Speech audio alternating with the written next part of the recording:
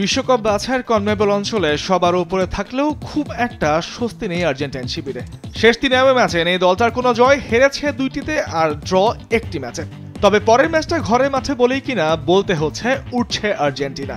তবে শঙ্কা রয়েছে 592 দিন পর ফিফা র্যাঙ্কিংয়ের শীর্ষস্থানটা হারানোর যদি পেরুর বিপক্ষে জয় না পায় আর্জেন্টিনা বিশ্বকাপ বাছাইয়ের এই ম্যাচে।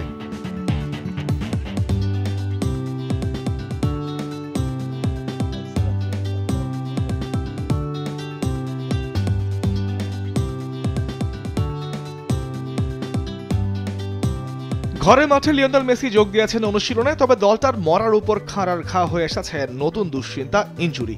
পেরুর বিপক্ষে শেষ অনুশীলনের পর আর্জেন্টাইন স্কোয়াডে মোট 6 তারকার ইনজুরির কথা নিশ্চিত করেছে আর্জেন্টাইন কোচ। ক্রিশ্চিয়ান রোমেরো ডান পায়ের বুড়ো আঙ্গুলের আঘাতের কারণে দলের বাইরে, নাহুয়েল মলিনা ডান পায়ের উরুর মাংসপেশির অস্বস্তিতে ভুগছেন। নিকোলাস তাগলিয়াফিকো প্যারাগুয়ের ম্যাচে পেয়েছেন কাঁধে চোট। লিসান্ড্রো মার্টিনেজ লেস্টার সিটির বিপক্ষের ম্যাচে পাওয়া ইনজুরি থেকে এখনো উঠতে পারেনি সেরে। জার্মান পেসজেলা আগের মাংসপেশির অসুস্থতায়, আর নিকোলাস গঞ্জালেস ডান পায়ের হাড়ের ইনজুরি থেকে ছিটকে গেছেন পেরুর বিপক্ষের ম্যাচ থেকে।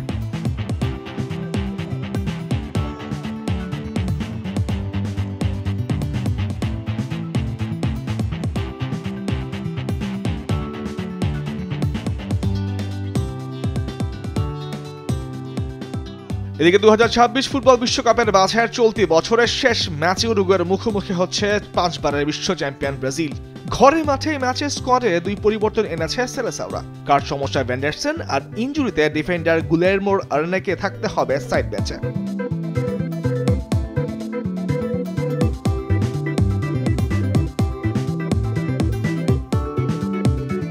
এই 2 তারকার বদলি হিসেবে স্কোয়াডে নেওয়া হয়েছে ফিরন্তিনার তারকা ডোডো এবং বোটাফোগোর ডিফেন্ডার অ্যালেক্স টেলেসকে।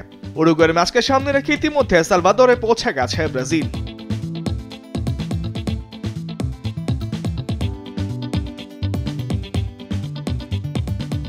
দক্ষিণ আমেরিকা অঞ্চলের বিশ্বকাপ বাছাইয়ে 17 পয়েন্ট নিয়ে টেবিলের চতুর্থ স্থানে রয়েছে ব্রাজিল। সমান 11 ম্যাচ খেলে 2 পয়েন্ট বেশি নিয়ে 2-এ রয়েছে উরুগুয়ে। টেবিলের শীর্ষ 6 দল সরাসরি খেলবে বিশ্বকাপে। তাই বিশ্বকাপে জায়গা করে নিতে হলে পয়েন্ট তালিকায় নিজেদের অবস্থানটা ধরে রাখতে হবে সেলেসাওদের। তাই অবশ্যই এই ম্যাচে জিততে চাইবে ব্রাজিল। নেইমার, রদ্রিগো, এদের মিলিতাওয়ের মতো নিয়মিতরা আছেন মাঠের বাইরে। সব মিলিয়ে পালা বদলের সঙ্গে এখনো মানিয়ে নিতে চাইবেন মার্কিনোস আর ভিনিসিয়াস জুনিয়ররা।